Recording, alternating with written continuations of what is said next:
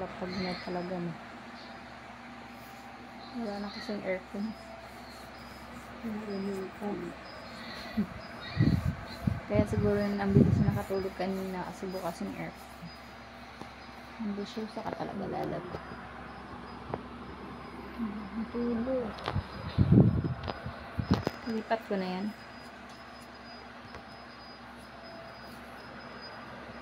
Ano yung baby bagong panganak?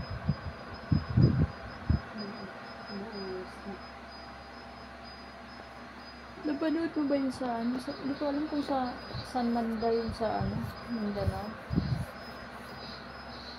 Bagong panganak na, itinapon.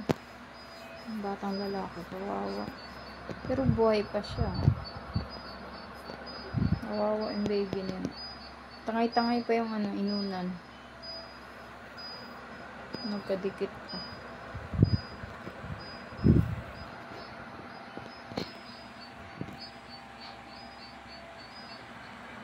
Ilaga lang itong batang itong lumaba lang.